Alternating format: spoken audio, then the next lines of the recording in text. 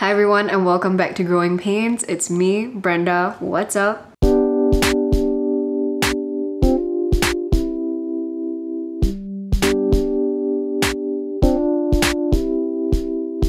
Hi, in case you can't tell, I've had like a nasty sore throat. Not COVID for a really long time. For some reason, every time I talk, I start getting a sore throat, which is honestly any YouTuber's worst nightmare, but I hope you don't mind the sexy husky voice. So in this episode today, we're gonna talk about growing up and its traumas. We're gonna focus a lot more, I think, about school because that's where we spend the majority of our childhood, and I think this is something that we can kind of all relate to and talk about because every family, every situation, every upbringing is really different, but I feel that as a Singaporean kid, the one thing that we all have in common is going to school. So yeah, let's get into it. Just a disclaimer, it's gonna be quite a heavy episode. Like the title suggests, it's growing up with trauma. So this episode is gonna be a little bit heavier, a little bit more emotional. And just a trigger warning if you had a really tough time growing up, if you don't want to hear about eating disorders, about abuse, about mental illness and stuff like that. It's a heavy episode, like I said, so be warned. It's also funny, like the whole episode is not that sad, you know what I mean? It's still kind of funny. Right before we begin though, I want to give a huge shout out to today's sponsor, Skillshare. Skillshare is an online learning community with thousands of classes and creators, and you can learn anything from graphic design to photography to entrepreneurship to productivity, and there's something for everyone on that site. Like, I love it because I'm a lifelong learner, and despite, you know, really struggling in school, I really enjoy learning, and I think Skillshare is really great because you get to learn at your own pace and you get to pick classes that you're specifically interested in. For the past few months, I've been doing like Kat Coquillette's illustrations, but I am going back to MKBHD's course on how to create like viral videos, his YouTube videos and stuff like that. It's really great that Skillshare has creators that are so renowned, like so good at their jobs. It's such a privilege, honestly, to watch Marcus Brownlee like talk about his process of video creation, so that's what I'm doing right now, okay? The classes are really short, by the way. They're all less than an hour long, so if you're on the go, you can download the app, watch each class one by one. That's great. And it's also curated specifically for learning, so that means that there are no ads, so you can stay focused and go where creativity takes you. So if you're interested in joining Skillshare, the first 1,000 of you who click the link in my description bar will get a free trial of Skillshare. Try it out, you know, nothing to lose, and yeah, explore your creativity and have fun. Yeah, free trial. Free trial, baby. Thank you again, Skillshare, and let's get back to the podcast. I don't know how people feel about me like talking at the start of the podcast. I don't know, whenever I rewatch my podcast, like I never listen to myself talk. I'm always jumping straight into the... Oh, maybe this is by the side. Yeah, do you want to say hi? I look like shit, but... Yeah, that's fine. Cute. Always cute. Yeah, so I end up always like skipping over the process where I'm talking and I just get into, you know, the guest segment. So I figured I should probably shorten the segment here that I'm talking. Let me know how you guys feel about that. But yeah, we have a lot of like juicy details. So you know what? We're gonna skip me and just go straight into the chat with Mars. If you guys don't know who Mars is, she's Marissa Eliza. I think you've seen her from Zula, you've seen her from Eat Book, The Smart Local. Now she is a full-time firefighter, okay? She's also, I'm just really just bragging about her at this point. Very cool. She's super cool. Motorcycle. Oh yeah, she rides a motorcycle and she's a national canoe polo player. We thought it would be fun to, you know, share and compare our traumas while growing up. So yeah, enjoy. Alright, so now I'm joined by my friend Mars. Hello everyone. You guys might know her as Marissa Eliza. What's your surname? My surname is actually Yo. Yo. Yeah, but Marissa. my family doesn't yeah, yeah. own Yo's drinks. Oh, Just to I see. clarify that, a lot of people always ask me that. And today we're actually here to kind of trace our like teenage years, I guess, like growing up. I wanted to title this growing up and its traumas, but it doesn't all have to be negative. I guess like we can kind of trace like, okay, you know, there's this saying, the stars needed to be aligned in a certain way to make like the person that you are today. Yeah. And I resonate with that a lot because like now that I'm making like a lot of bigger changes in my life and I'm like living on my own terms, right, I can see like a culmination of all of my interests, all of my choices, and even like the biggest mistakes that I've made that shaped like who I am today. Like, you know, the person you are now, your present self and your future self is always all built on your past self. Yeah, for And sure. so that's why like as much as it's not about hanging so much in the past, but embracing it and understanding that it is a part of you and it will always be a part of you lah. Yeah. So shall we begin? Yes. Okay. Where do we start? Both. Okay, yeah. Okay, maybe we can kind of talk about like the kind of kids that we were growing up. Like, did your mom ever tell you what kind of kid Yes. you were? There are photos to prove it too. I would say, right, the prime of my entire life I was a baby. I swear, I was damn cute. When my mom gave birth to me, I was 3.8 kilos. I'm a huge ass baby. Oh, 4 right. kilos. That's very fat. I had no neck. My neck was all folds. It was very, very cute. Hella cute. And when I started being able to crawl and walk, right, I can pose for photos. Wow. So Chinese New Year, I'm the cutest baby. You know why? I will tell everybody, "Go Tifa Chai" in like that, in that very Oh small. my God. Like, I can like put my hands together and like do this to all the relatives. So the only thing my mother forgot to do, right, because she was too busy, was to send me for baby contest. Imagine the amount of diapers and milk powder I would have worn. Did you not go? Never, because my mom said she got no time. She said, "I working You think what? Bunny is free one There's this story my mom always tells me, and I think until today I can understand why I am the way I am. My mom has 4 kids, by the way. Out of the 4 of us, I'm the most stubborn. You're a Taurus. Yes, correct. That's why. I know. Everyone will say it's because you're a Taurus. No, but okay, let me give you an example of how stubborn I was. I was around 2 or 3 years old. I would wake up in the middle of the night and then I'll cry. Because I want my mom's attention. So the first time I did it, my mom was like, oh, then she'll come and like, sayang me.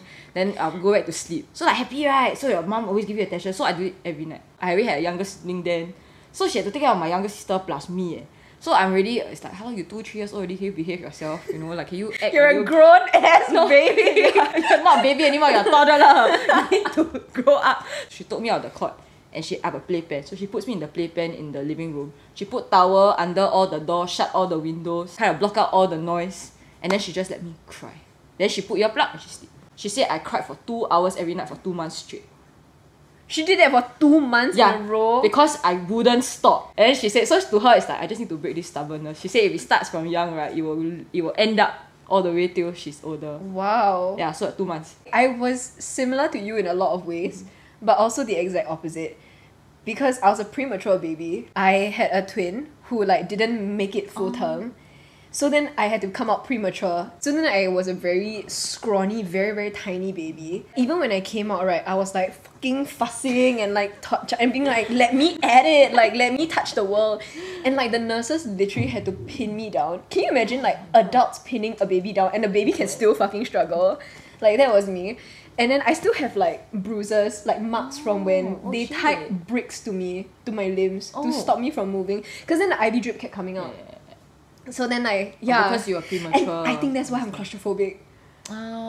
Because you do remember those things happening. I don't remember. My mom tell me that, I'm like, oh, that makes so much sense. Because I fucking hate maybe it you when just don't like it when people control you. when my limbs are pressed down. Both my brothers, I have an elder brother and a younger brother. Both of them entered baby competitions. Both of them fucking won. Both of them. My elder brother won the fucking regional shit. No, he's the first influencer of our family. Like, he got diapers and milk powder for like months. And he was a very, very cute kid. My mom didn't even fucking try to send me. She was like, you waste registration fee only. And I was just like a very ugly kid. Oh no. Yeah. So right, you know when you said, oh, you're like 恭喜发财 and like everyone loves you, right? That's because you're cute, no? Because I did the same thing and people thought I was fucking annoying. My key defining toddler story was that like during my grandfather's funeral, right? And it was under one of those like HDB blocks. So I was like 1 year and 3 months. I went missing. And everyone had to fucking stop the funeral, like whatever proceedings. And they were looking and looking and looking. They thought someone abducted me. And then they found me like quite a few blocks down in the HDB, like on the stairwell, just singing by myself.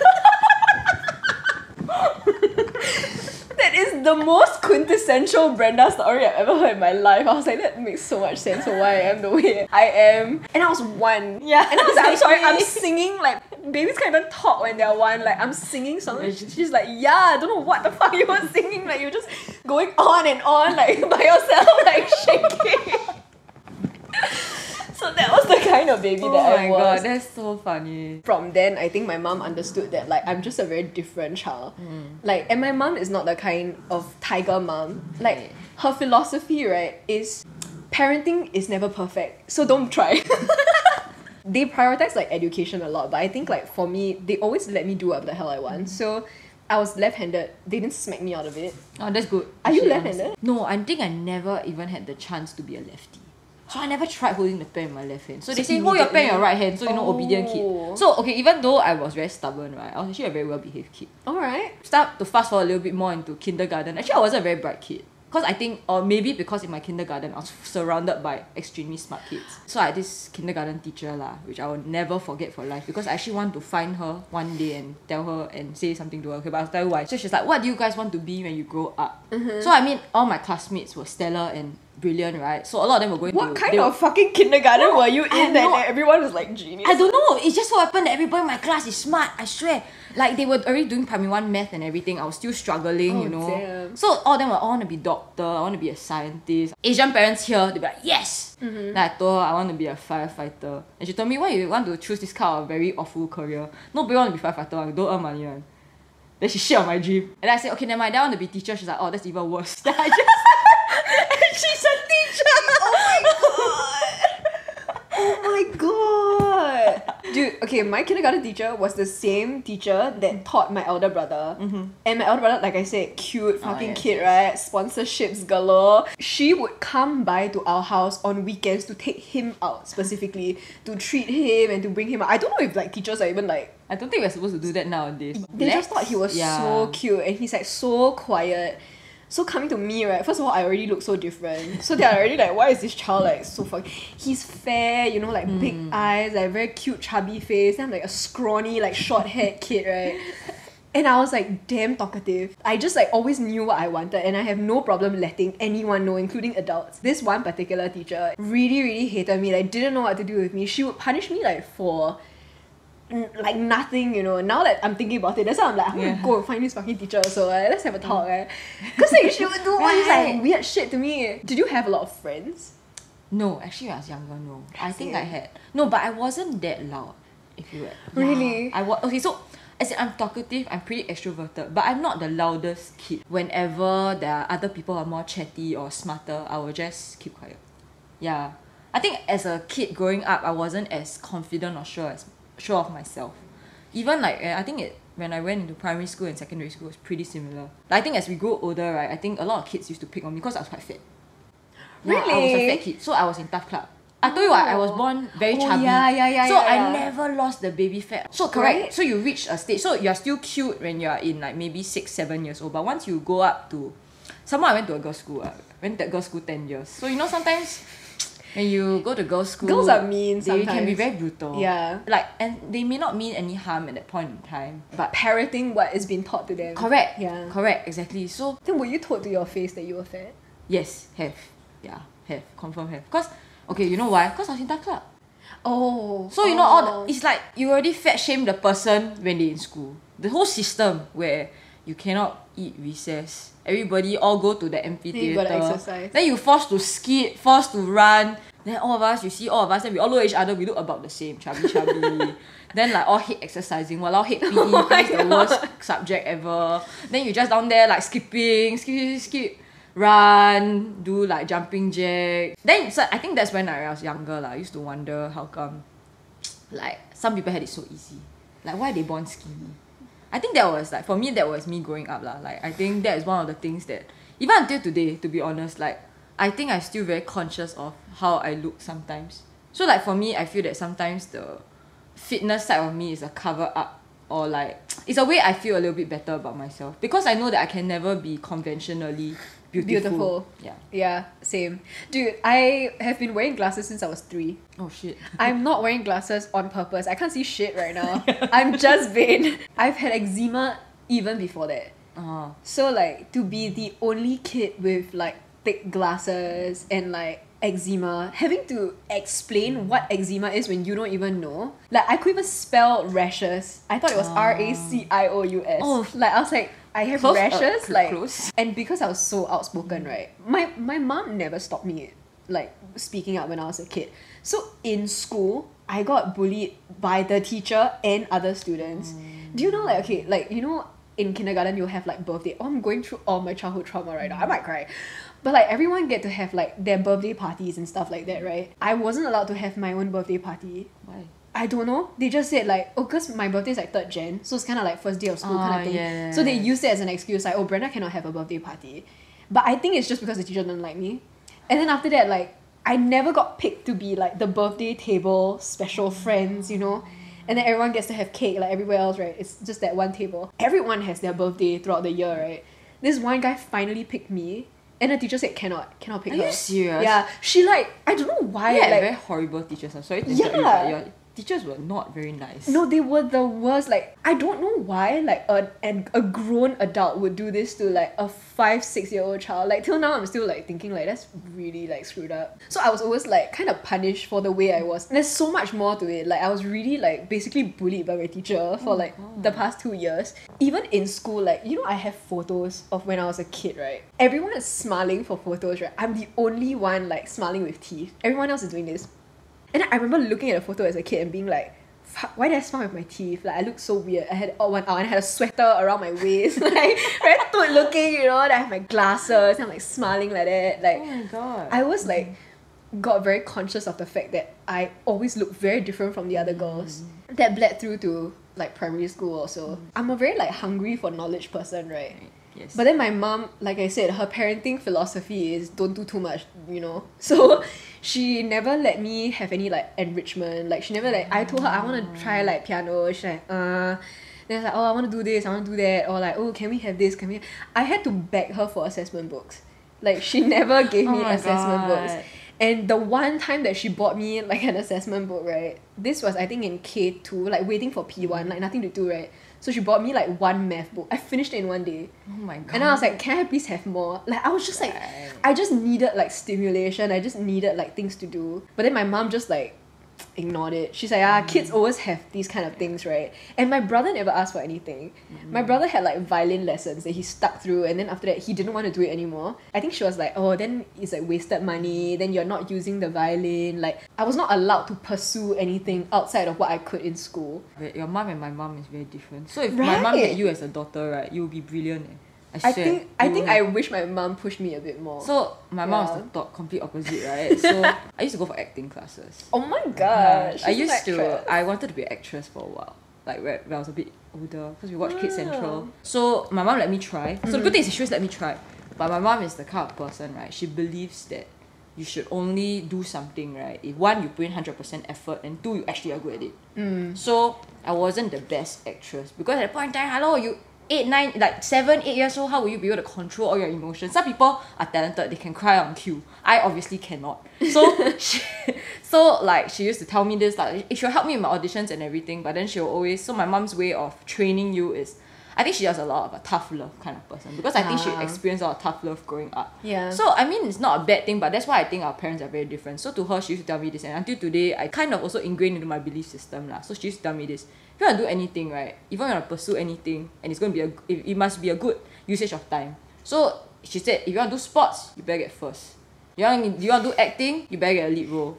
Nobody got time to do calefare. Innately as a child, I would have never been that person. But I guess my mom saw me as that person or felt that I could be that person. So everything I had to do was had to be perfect. Sports day, this is not even a competitive thing as inter-class, you're like primary school. So my mom would tell me, don't run the 100 meter or 200 meter, you damn slow. You confirm cannot win one. So you go and participate in the race, right, that needs more mental strength than actual physical strength.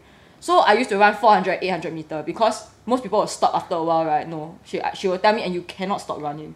Even you're damn tired, you must make sure you don't stop and you just chung across. So that's when like I started doing a bit of sports, right? Actually my mom is quite athletic. So she used to train me.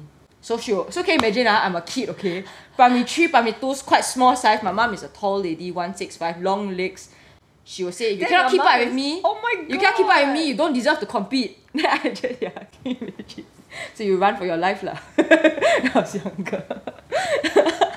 So Oh my even God. throughout my athlete life, so that's because my mom already knew. She knew that sports is not my strength. And if I tell people that now, right, they will never believe me. I do understand where she comes from. I really do, because when I train with my teammates now, I understand what talent means. Like you can really see it. So I would say that I am better at sports now because I was very hardworking. If you think about it, I've been training since I was a kid.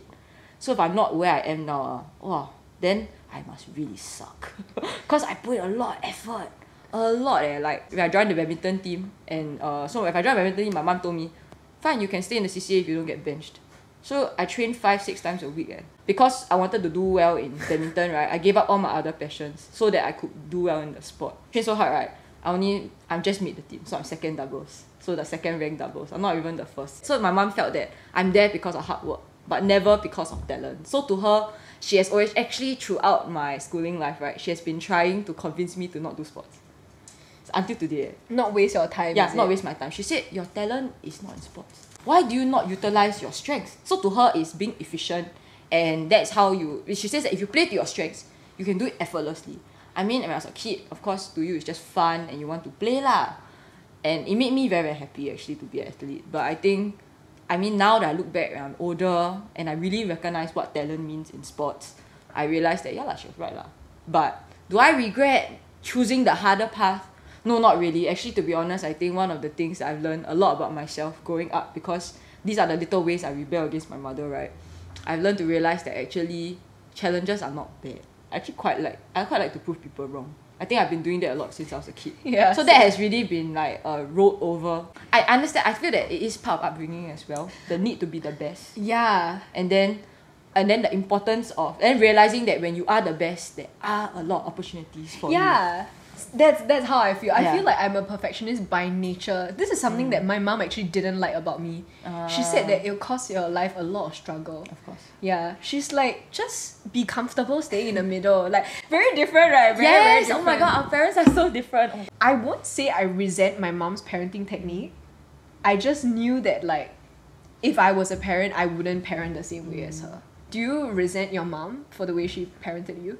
No, not really. I don't resent her because I feel that it has made me a lot stronger. I feel that I can take a lot of stress. And I think as I grew older, there was a lot more stress that I had to deal with. Ultimately, she's like a tiger parent, right? Tiger mom. She's a bit like a tiger mom. Somehow I'm the first kid. So I feel that I don't resent her because at this age now, I can understand her anxiety. Can you imagine, like...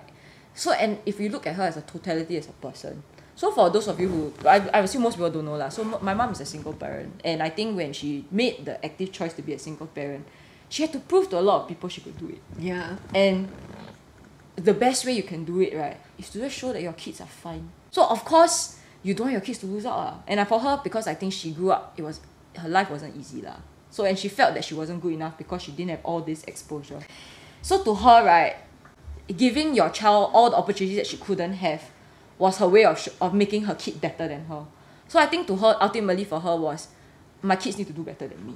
But actually, to be honest, if I look back at my mom now, she's one of the most capable women I've met, and that is a very tall order. And I will still tell her today, and she said, yeah, you can do it one. Until today, which is like, it's a very nice faith.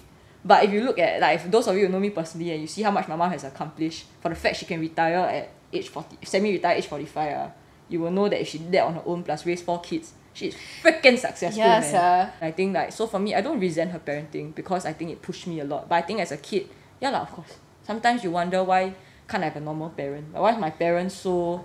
Why does my parent have such big expectations on me? Why is she so stressful? So my relationship with her was the most strained when I was in secondary school. I was growing up. So okay, last time, right, I used to go to SCGS. So, yeah, I was SCGS. Oh my god, I cannot imagine you as an SCGS girl! Okay, the only reason I was there is because my mom was an ex-SCGS girl. That makes all the sense in the world. Now that I think about it, I do. Yeah, right? Explains the... So when I was perfectionist, growing up, right, I was not allowed to speak Singlish throughout my childhood. My mom is a grammar Nazi, big one. But one of the things initially at the start when I was younger, I didn't really like her for it, but today I thank her like a hell lot because I don't really have as much problems with grammar. Because she's like you live with a grammar Nazi, she will correct you at the dining table. Wow. And then when you speak, like, you say Layla law, right, she'll be like, what is that even? Like, she'll be like, I didn't bring you up to speak like that. Then she was like, don't ever let me catch you saying that again. Then you just How dare you? Yeah, then I'm just So like, uncouth. you know what I mean? Yeah. One of my biggest fears was disappointing her. I think as a that's kid. all of our fears. No man, I swear my sister doesn't seem to have that fear. Really? I had such a big fear like of that. If you love them, naturally as a kid, when you're very simple minded, you just don't want to see your parents sad lah, and or angry, you know. So I think for me, like, I just really didn't want to let her down. So I think like quite a bit of my childhood, maybe I was living a bit for her. Not so much for myself. But I think because you're a bit younger, you still try to figure yourself out as well. Right? Okay, so back to secondary school. So before I went to secondary school, I was at SCGS, right? So can you imagine all your friends were from SCGS, and then your mom tells you this, yeah, you can go SCGS if you get 250 and above. Because she didn't want me to go there anymore. But I think at that point in time, like, she felt like it was really mainly distance because I stayed in the east. So I'll carry my badminton bag and then I'll take bus 67 all the way home lah. Then I walk 20 minutes home from the MRT station because the bus takes too long lah. So I'll just walk. So that was me growing up in primary school. So I think my mum felt it was too much time wasted because, you know, she's a very efficient person. Time is money.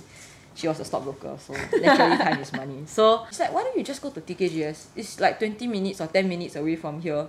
You can save so much time. You can still play badminton. Just go lah. But you know, as a kid, when all you know are your friends, going to a school where you have zero friends, and like, you will naturally feel like, wow, I don't want. So then she said, okay lah, I'll make you a deal. If you get 250 and above for your PSLE score, then you can go lah. So obviously, because I'm not the brightest student, so obviously she picked something I probably could achieve, but maybe also cannot. I think she knew I couldn't lah. What do you get? I got 245. That's very close. Yeah, it's very close. And then some of my close. friends were like, can't your mum offer concession? And yeah, it's not like that. It doesn't work that way. And then on top of that, I was still chubby. And she didn't really like it also. Did she ever comment on your body or your looks? Do you know I was on a diet since I was 9? What? So I couldn't eat snacks since I was 9 years old until way into secondary school. So last time she used to say like, I need to lose some weight. A bit too big for my size. When I was in secondary school. I will admit that now that I look at my photos, yeah, possibly.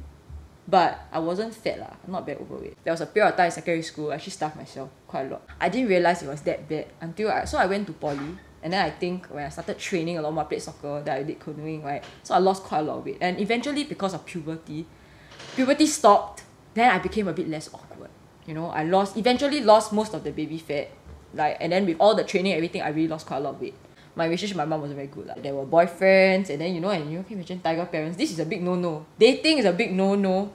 Someone from a girls' school, it's like, she'll ask, where the heck do you meet all these boys? Yeah, I also want to know, You know, there are school programs and stuff like that. Hey, when people want to meet, they will meet one. Serious. It's true. So you're saying nobody wants to meet me? No, it's not that. It's because you, at that point in time, haven't considered hanging out, you know. Or, that's true. Yeah. You know what I mean? Like, I had like not much of a social life. It's so weird because I think like a lot of girls like fundamentally go through the same thing.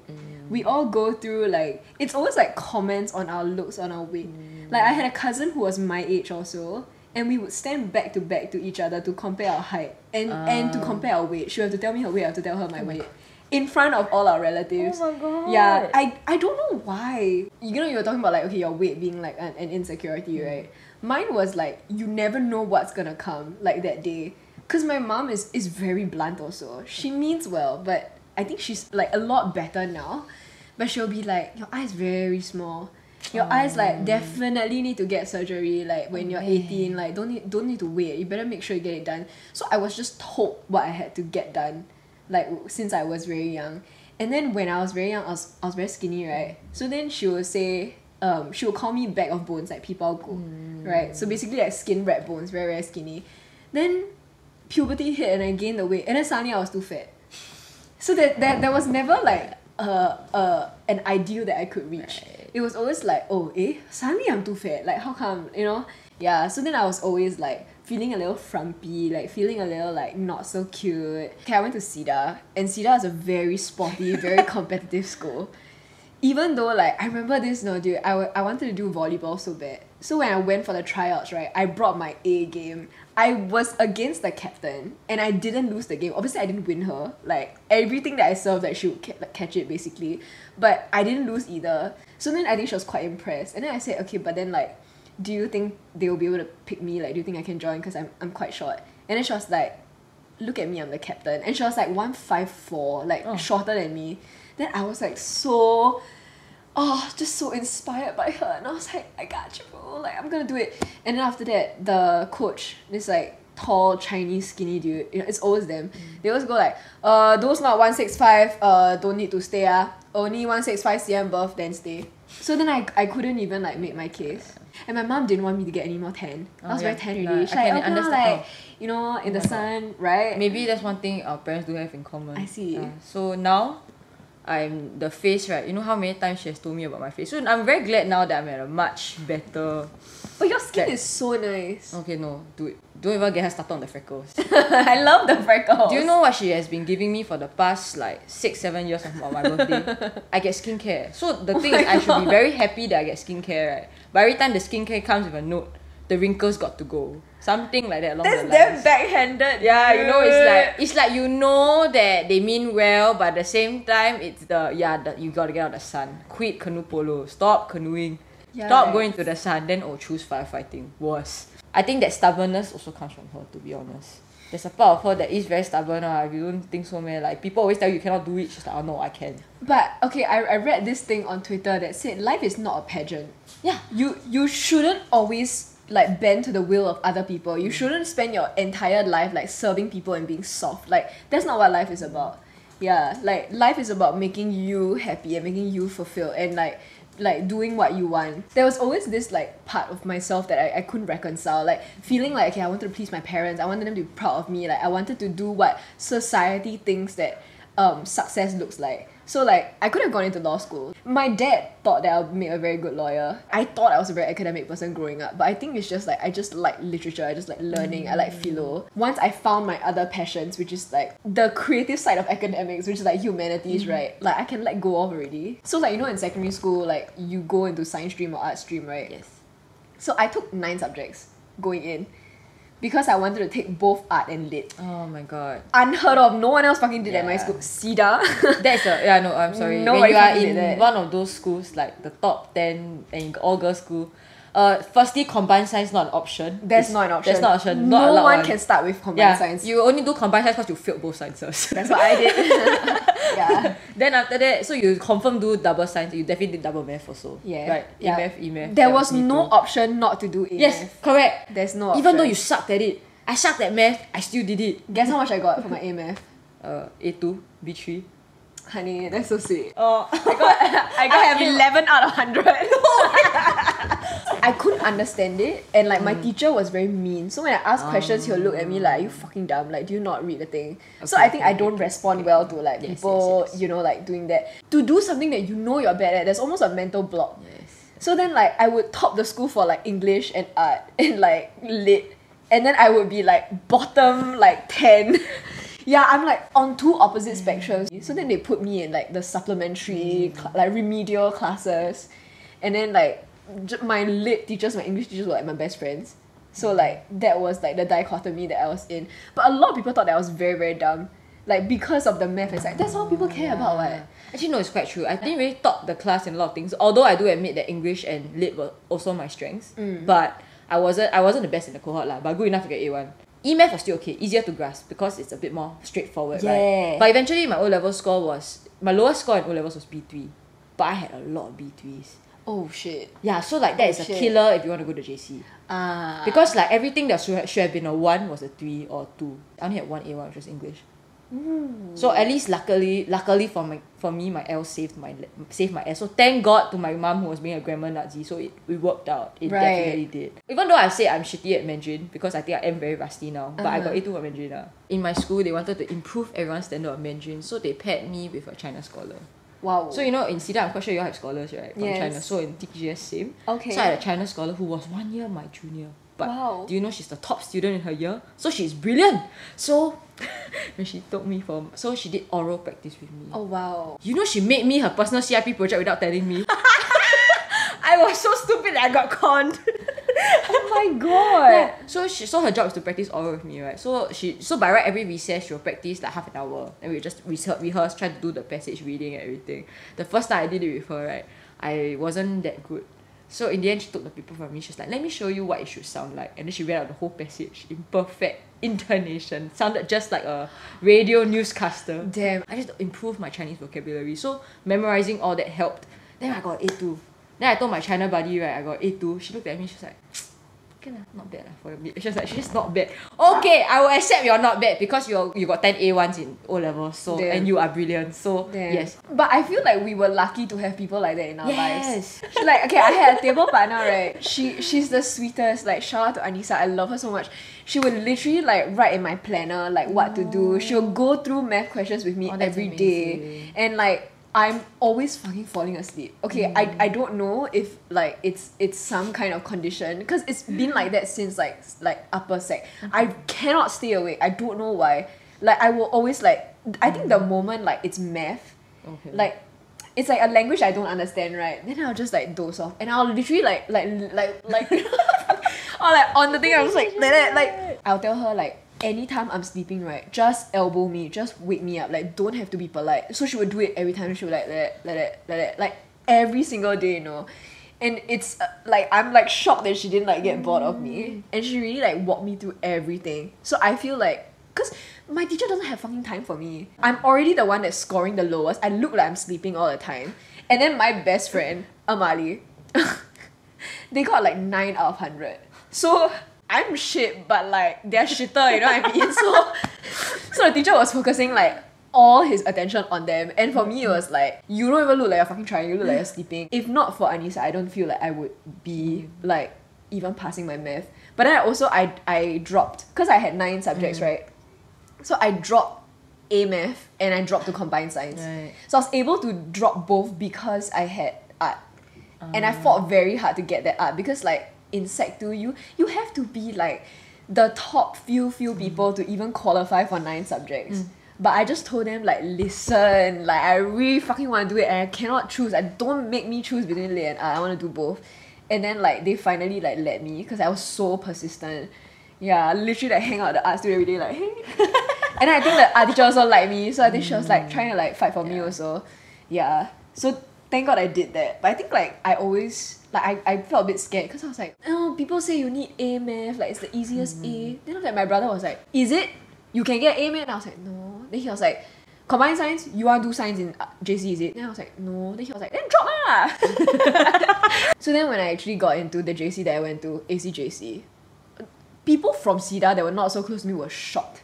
They were like, Brenna can qualify into JC. Because they all thought that I was really, really dumb. Oh man. Because of my math and science. Okay, no, but I think because right in secondary schools like that, there's a lot of emphasis on your core subjects. Right? Yeah. Humanities is not really something that a lot of people pay attention Yeah. to. I feel that sometimes in those moments, people only remember when you do badly. Yeah. Right? Does it Yeah. feel that way in secondary school? Like I felt that way. I think 100%. I think I felt growing up in secondary school, it was really like a pressure cooker. So I went to poly, so it was a bit different because I think when I went to poly, you really meet people from all walks of life in different Yeah. schools. A lot of my poly friends, most of them are guys, but they have very fond memories of secondary school. They love it.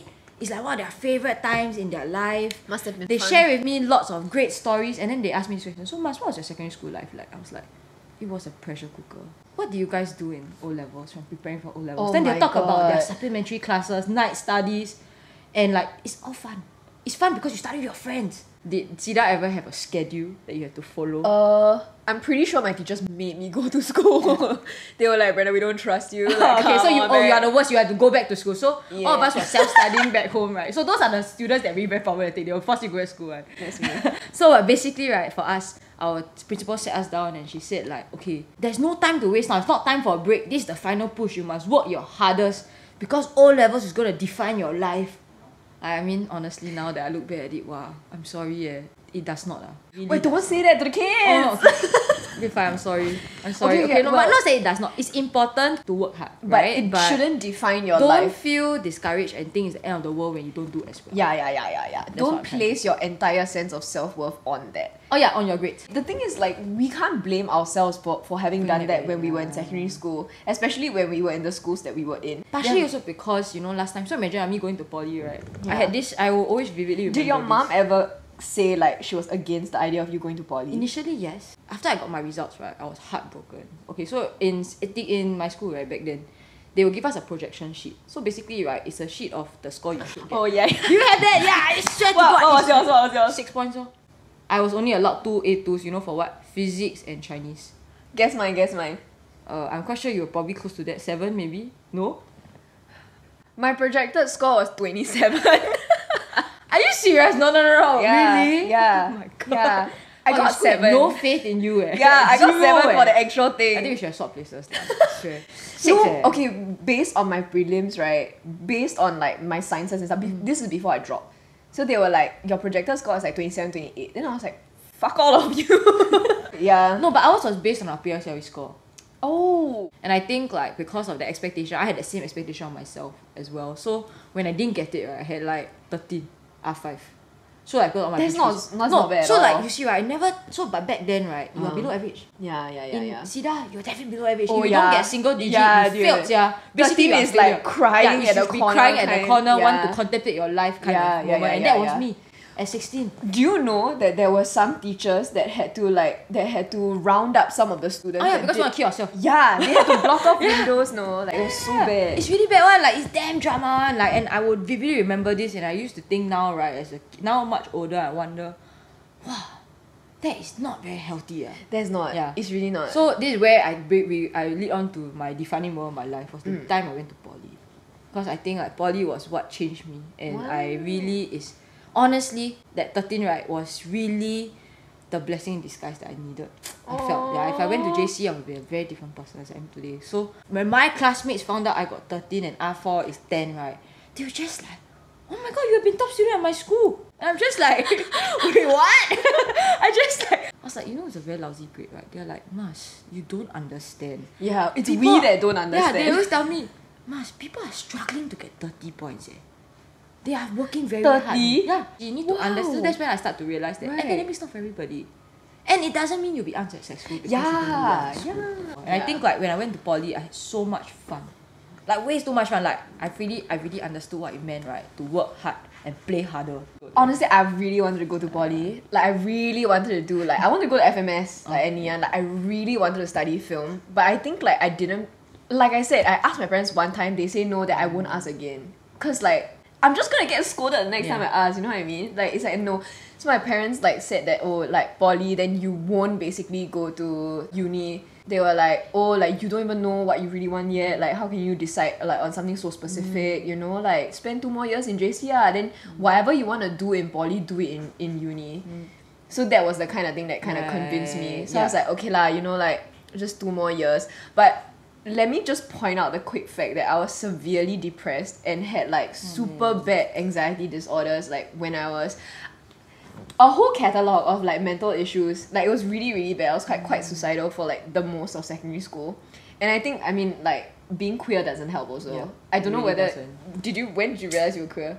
Secondary school, I think for me, like, my queer journey wasn't as traumatizing as for most people. Lah. Right. Because I think maybe I was out, but I wasn't really out, if that makes sense. So I could be out as a bisexual, but I was dating a guy, so I'm still normal, right? Oh, yeah. People don't really take it Yeah, seriously. people will just think like, they're like, oh, but she's a dating guy, so they just forget. Yeah. You know what I mean? Yeah. For me, like, I only dated girls. Yeah, so and that's it was where it's a in bit school. So it's like a very different, scandalous thing, right? And then it's like, I had shorter hair. The moment I cut my hair for some fucking reason, like, everyone started noticing me.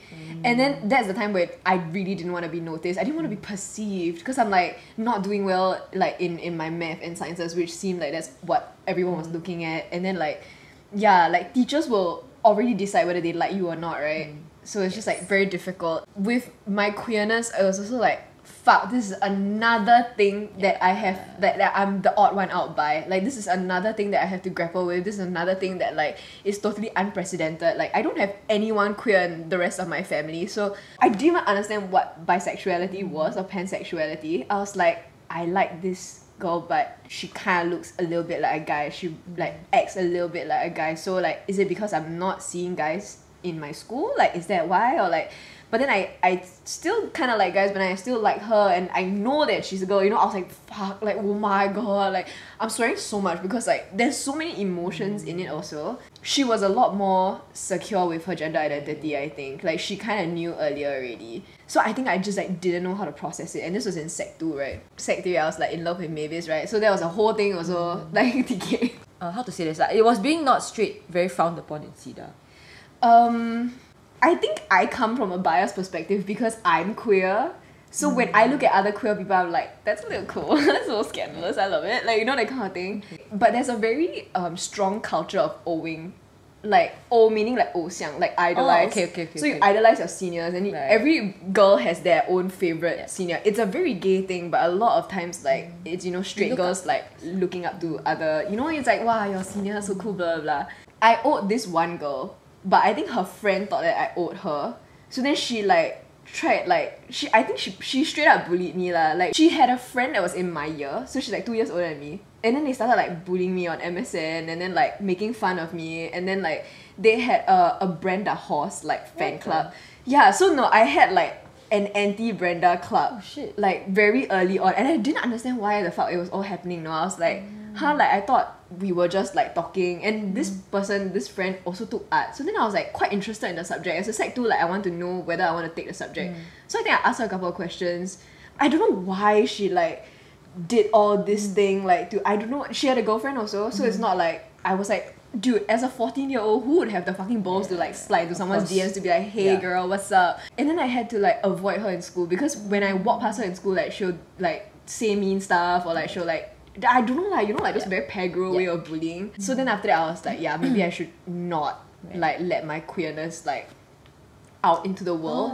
Yeah, so then I was quite like closeted, I'd say, like in sec 2. I was quite naughty lah. Like I had a lot of piercings. Okay. I mean, You this still do lah, amount you of still do, piercings yeah. on a 15, 16 year Yeah, old. it's quite a bit. I had short hair, so I could always hide it. And I always had like the side fringe. And then with the rap, like I play the drums, so it's like, oh, kind of cool. But funny enough, right, even though I had said to my JC friends, like once I got to JC that, hey, I'm gay, blah, blah, no one took me seriously. Because then my hair, by the time, it was short when I first went in, but then it kind of grew up after a while. I went there for the drama program. CDarians, there were like maybe only 6 CEDA girls that Very went. few CEDA girls go to AC's all the way in the west, you see. I felt like I didn't fit in. Okay, the biggest thing was that, right, I was in this like drama program, right, and for some reason it felt like everyone had already known each other, and I was like the last one to join the group, so I was like very like, oh, I don't know like anyone. And then the second day of school, someone had asked who is a virgin. Like, it's such a random question, right? Like, bunch of 17, and half of the class weren't anymore. And then I was like, I only had my first kiss last year, guys. Like, huh? Like, all of you, you've already done it? Like, I was like, oh, I didn't even think about it. I didn't even interact with a guy. Right. Because, like, okay, some people have church, some people have, like, tuition, blah, blah. I had none of that. And I think that was when I got, like, a culture shock, and I was like, ooh, this is like totally different game, like damn. And then like AC people tend to be a lot more showy also, and they tend to be a little bit more materialistic. Not everyone, but there was never an emphasis on brands or like what kind of bag you're wearing or like whatever. Like in CEDA, it's always about how well you're doing in school. You know, like whether you're a tracker, like whether you're doing very well, like what kind of popularity is set based on how well you perform. But then in AC, it felt different. It felt like suddenly everyone like, oh, the Kanken bags, you know, like, like tiger shoes, you know, like it had to be. And then I was like, fuck, like, do I have to keep up with this shit also? Because I personally didn't care. School shoes are meant to be dirty. But then out of like necessity, I was like, I guess I'll fucking buy some tiger shoes then. And then like my cool like little, I don't even know what kind of bag I was holding. I think it was the same one in secondary school. Like suddenly that wasn't cool anymore. Like, fuck, I was like, oh my god, like I have to relearn all of these like social rules again. And I clearly didn't fit in because like I'm not in this crowd. Because primary school, secondary school, Some of them, chances are lah. yeah, primary school And also they'll was see each like- other quite a lot also lah. Yeah, and they already all have their cliques and stuff. So even in like a drama program, so that was supposed to be the clique that I was in. But because of my subject combi, so remember you said like no choice but I gotta take math, right?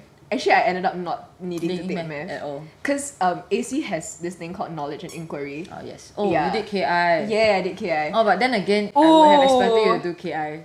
I'm a very KI kid, right? Yeah, no, because you are very confident in language and you are also very good at reasosoning. Yeah. So it made a lot of sense that you have done KI. I was actually And so KI was the only way surprised. you can escape from math. Yes. That's the reason why you have taken Yes. KI. So I was like, and okay, AC has this really like good system where you can choose what subjects you want to take. there isn't a set combi that you have to take. So whichever you have, right, they will just try and fit it in your timetable. So I was the only person doing my combi, which was Geog, Lit, Drama, and KI. My timetable was different from everyone else's, and so like I could never, like, I was never in my form class a lot. You know, my form class, like, they all bonded during GP. I was not there. My KI classmates, okay, I love them to bits. They're all weirdos. They're very cute. But most of them are like sciencey people. No, because you know who take KI? Triple Science or like they are so brilliant. PCME yeah, they are the very brilliant. They are so brilliant. So I felt out of place because I was the dumb drama kid, like coming in, like no shoes, like in leggings, being like, hey, sorry, and I'm like falling asleep in class. Like, and then there's a lot of like imposter syndrome. Like, do I really deserve to be here? Am I just here for like diversity? Because all of you are like science kids. And theatre is a very rigid and they require their students to be very, very disciplined. They expect a lot. They are like the tiger moms, but for someone who's like kind of soft and who's someone that whose parents never pushed them to do anything, right? It was very, very difficult. I've never been expected much of, you know, like my theatre teachers, right, saw that I took KI, saw my O-level score, and so they put a lot of pressure on me, and they saw that my theory was good. So they expected me to be topping like with my essays, and for the most part I did lah. But then when I didn't do well, right, they're like extra frustrated, like extra disappointed in me. And then they'll be like, what the fuck are you writing? Like, and they are very verbally abusive. Yeah. Like my dad actually had cancer in the time that I did my JC time. And then while they were scolding me, right, they were like, no wonder your dad has cancer. Like, it's because of like your lack of discipline or blah blah blah. Like, how do you think your dad will act? How can you say that to a child? I failed my prelim or something. I got D. Then I went to my teacher, and this is the first time I ever failed my theory, right? So I'm like, how come? Like, what did I do wrong? And then he was like, I think you write like too many KI papers really. This is like a fucking like philosophical breakdown. This is not a drama analysis. Like, so I basically wrote the paper like wrongly. And I was like, okay, ha. So I was like relieved because I was like, okay, at least this is something that I can fix. And then she overheard and she turned around and she was like, why are you laughing, Brenda? Don't you know that you just failed a paper? And you're so close to A-levels already. Like, if you keep laughing like that, right, you'll never amount to anything. And she went on. And she wasn't even there part of the conversation. Like, I was just with my teacher, like, going through the paper. And she just inserted herself to just, like, tell me I'll never amount to anything. What the? Which teacher does that? Apparently, you have met quite a few of them. Yeah. I think it's because like I have such a strong personality. Teachers either love me or they hate me. Because like either they're like, okay, this kid is cute, you know, like whatever lah, just talk as friends. If they're able to like get past the hierarchy of like I am the teacher, I am the boss, yeah, then if not, like most teachers will get very upset with me because they don't really know what to do with me. But because I do my own thing, I think like I was never part of any of the cliques that were in school. And so I was considered like a drifter, and I never really made like close friends in JC. I have one friend that I keep in touch with, but she's also like a drifter. She does her own thing also. Yeah. So I think like I think I learned a lot, and I was very smart and very accomplished in JC, and I did very well. I was like on honors roll, and like I did well and everything, but like I don't think I can go through that again, no. Like I spent so many nights like in school until 10 p.m. kind of like because of rehearsal. Like I didn't eat much. I lost a lot of weight. Like I would get scolded by my teachers so much. Like it was such a verbally toxic and abusive environment. Like they would scold the craziest shit. I went to my teacher to apologize one day, to be like, hey, sorry, like I wasn't paying attention. She brought a fucking baby to rehearsal. Like it's such a cute baby. Of course I have to look at it, right? So then she was like, why are you looking at my baby? Like, I fucking focus. And I'm like, oh, sorry. So then I went to apologize after rehearsal. And then she was like, how sincere can your apology be if you're standing on one leg? You're leaning all of your weight on your right leg. That's so insincere. And she scolded me for 30 more minutes because I was leaning on one leg. It's not even like leaning a lot. It's just like you just put like one leg out and then you just stand on the other leg. Okay. So yeah. You say your hips were at one side? No, my hips were not at one side. It was just like your legs are just like that. Like just sorry. Like that. Oh no, I would say that's a very awkward stance. Like you know when you feel uncomfortable. But she's like sitting down. No, yeah. Correct. So people make that kind of gesture, right? Because they're uncomfortable or not confident. Yeah. Because you are apologizing to somebody that was going to... Yeah, like you this. wouldn't do that because you are apologizing to a teacher that could potentially and she was like you sitting down, you know what I mean? And I'm just like, I I literally thought that I was doing the right thing by being like, hey, just wanted to apologize, you know, just now for not paying attention. 'Cause I think I missed the cue or whatever lah.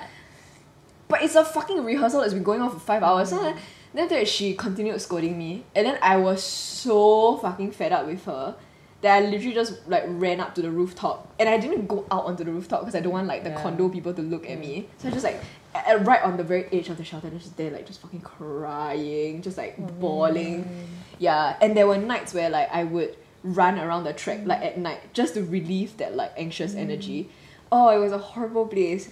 And like some of the kids in JC were really fucking mean also, especially those that like came with best friends from secondary school. Then they think like, oh, they own the school and they think that they're like so great. And I think it's a little bit jealousy also, because I did very well in theory, but I had no drama background at all. So those people that came from like drama club, that did like theatre studies in secondary school, when they came, they didn't like theory, they just wanted to act. So then when we were doing theory classes and when I asked questions, they'd be like, shut the fuck up, Brenda, like who the fuck asked you, like ask so much stupid question, waste our time, like class can't be over already. Like every day, you know, every time I ask a question, yeah, they will call me like brain damage because it sounds like Brenda. I just like autopiloted through it. I don't think I have enough like a lack of self-respect to go back there again.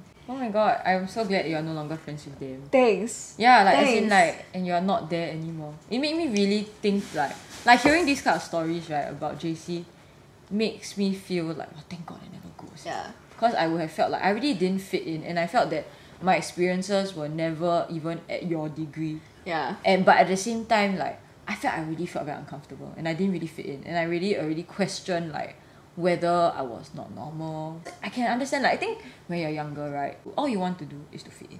Yeah. Because you just want to feel like you belong somewhere. Yeah. Right? And it's so hard when you don't. When you don't belong somewhere, you feel like, why? Is it because Your entire life is made so difficult if you don't fit in. Correct. If you stick out like a sore thumb. Because not only you feel it, everyone around you feels it also.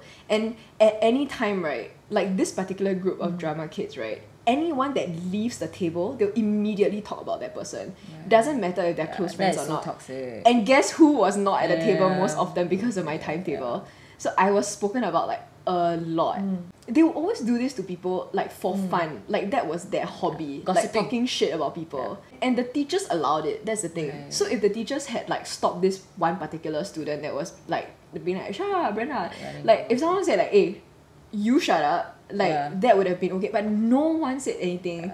And so she felt very entitled to like go Course, on and on and continue stuff saying. like that. I never realized it was this bad, actually. And because my parents never advocated for me. Of course, because your I parents don't tell my like, parents, actually, and my parents are like the whatever in school you deal with it. Don't call me. Like I don't want to hear about anything. It's for your own good lah. Like they're teachers, so they place a lot of trust in adults. Okay. Yeah, so it was like really shitty. It was so bad that right when my dad was going in for cancer, right, like for operation, they didn't allow me to leave to see him. You know, they were like, That's oh, you have a dress ridiculous. rehearsal. Like I was the fucking narrator. Like I'm just there. You can just skip my part. Just say the first line and the end line and just Yeah, I let mean, the everyone queues else can just act. run what? They were just like, oh, you can't go. And then I was like, so I actually didn't go, you know. But then I just like, I kept like thinking about it, and then I missed my cues. I kept getting scolded, and then I was like, are you really fucking scolding me because I'm distracted because my dad is going to the operating theatre? Then after that I was like, you know what, like fuck it. Like you want to kick me out of the fucking show? Fine. That was like the one and only time I stood up to them, because then I just like took my bag and I just left. It's not like I want to go home to sleep because I'm tired. My dad is going into operation. Like I cannot focus. And this was already like you know, he was in remission and then it came back kind of thing. So the first time I'd already missed it for something school related.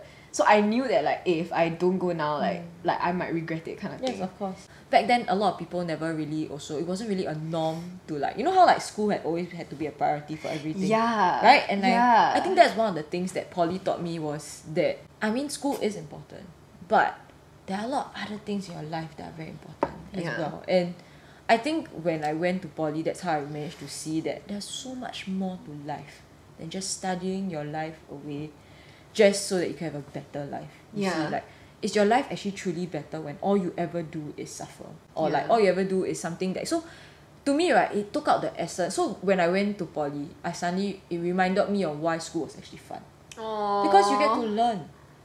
And like when you enjoy learning, naturally you'll be better at it. Yeah. And it should be the way, you know. But Yeah. like Because, and I think because in poly, right, your lectures are not like hawks, like the way your JC teachers are, where they're like, no, it's not good enough, no, you never do this, you never do that. In poly, right, if you don't pay attention in your class, it's your loss, honestly. So I basically, right, most of my friends never came for lectures. Wow. Then they all borrowed my notes. Wow. Yeah, in copy my school, I always go for lecture. But to me, it Damn. was because I actually wanted to do well. Because I think, I felt I also had a lot to prove. What Because did you when- study I in did poly? business studies. Oh, wow. So it was like the most general business course you could get. But Ngee Business School is a good school after all. So most people there had to do pretty decent for O levels because the cutoff point is like 12 or 11 Oh, damn. Okay. for R4 lah. So that's still pretty high score for poly. It's still one of the more prestigious courses, I would say. But because ultimately it was poly, and then at the time when we were going to school, even though you're just a bit younger than me, but at that time, poly was One not, year lah, Yeah, one it was year 1 year. is So fine. at that time, right, poly, right, was still not the top. So if you went to a performing secondary school like band 2 and above, right, nobody, you ever go for poly talks? You ever had poly talks? Yeah, we never had it. School teachers believe you went to poly, you will not succeed. Yeah. So even though I was a scholar in poly, and I came back to school one day to like get my transcript so that I could submit it for the scholarship application, right? It was really done that I was going to get it. It's just that they needed all these like hard copy transcripts to photocopy. So I went to school to take it. And then after that, I met one of my teachers and she said, why are you not in school? And then I looked at her, I was like, I'm in poly. School only starts in April. And she's like, you went to poly? And I was like, yeah. And then you realize that you're maybe in that little 10% of people to actually go to poly. And I think that for me, like, opened my eyes to a lot of things. Because when I went to poly and I look back now, damn, it was like the funnest 3 years of my life. Oh, I love that. And if you're gonna tell me that I can't make it to university, I didn't DSA into SMU. I got it with my grades. And to Oh me, no way! the Battery exhausted. The battery died. Okay, Yeah, wait, so let me- all of you out there, right, who go to poly or scared to go poly because you cannot go university, right?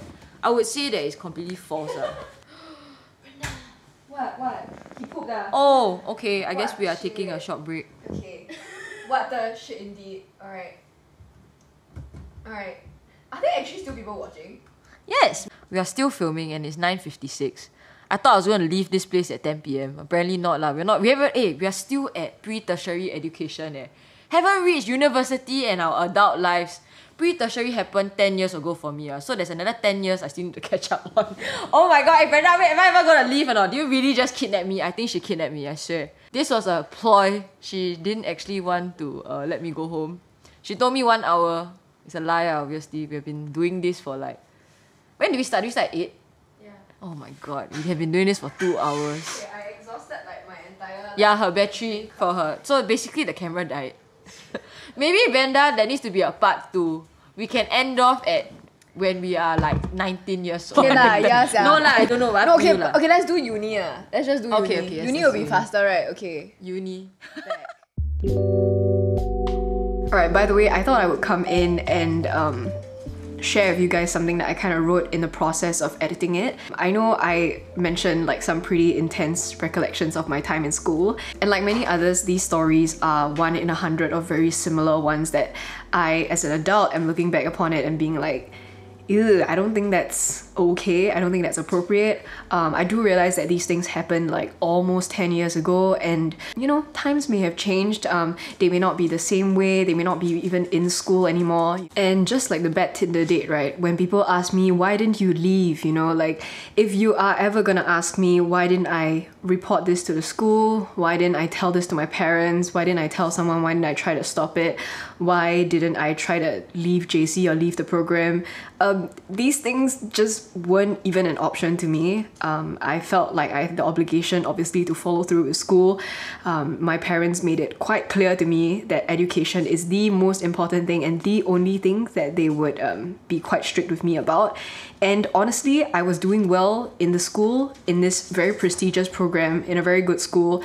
And because I was doing reasonably well throughout, and because these people have already had a history of treating their students like that, treating each other like that. I think for me, I thought it was very normal. Also, I want to point out that these particular people actually had a say in my A-level grade because of how the program works. They actually send a grade that, I think it's like a performance review kind of thing, like your process review, because obviously like the examiners can't tell how you've prepared over the past few months. Since I think 55% of the component is like a practical, so they really had quite a strong say in whether I would make like the A or the B. So in my like JC student brain, right, to get the good grade and to receive bad treatment is like a fair trade, which is why I guess they were on a power trip, and which is why I felt like I had no other choice but to be as submissive and subservient as and tolerant towards like all of their behavior. Some part of me also thought because I was stupid, because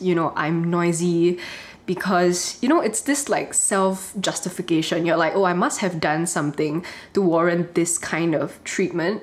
So that was me at 18. But I do realize that this kind of treatment and the boundary that I didn't set, and by allowing people to treat me like that, actually bled over into a lot of the relationships and like dating experiences that I've had, which is why that worst Tinder date happened, more bad dates happened, and I wasn't able to leave the situation because I've never learned how to respect myself enough to say that's it. So, fuck, I know it's heavy, right? I think I got quite reasonably upset just watching myself recount all of these stories so candidly and casually when I know that it's like to be taken very seriously, and I thought that I was ready to talk about them, that it had gone through its due processing and that I'm better now and I'm not affected by it anymore. But it just sucks because it does, and every time you dig it up, it's just like there's just something that's so uncomfortable, and you can still feel it. And the crazy thing is, Mars had her own stories as well, and a lot of other people, the people that were in the same program as me, must have had varying degrees of the same experience. And that just breaks my heart, because then I think we realize that a lot of workplaces and school environments can actually be very toxic and allowed to thrive in that way because no one has the power to intervene or to stop it. And even though we filmed this like with no intention of looping in any of the local sagas, right? I do realize that now upon editing this that it's actually kind of eerily similar to how the employees of NOC and Books actually have talked about their experience of working there.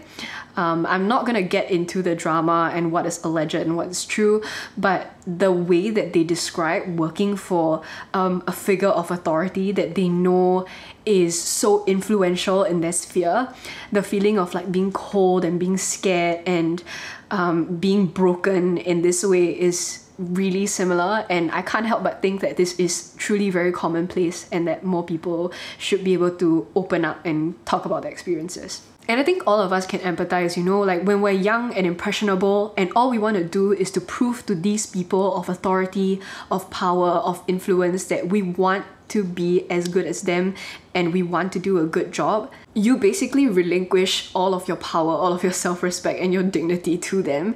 And if they're not good leaders, if they decide to manipulate and control you and break you, you truly won't see how bad it is, or you won't be able to do anything about it because you're already kind of used to a certain level of toxicity. We see this everywhere, it starts in school.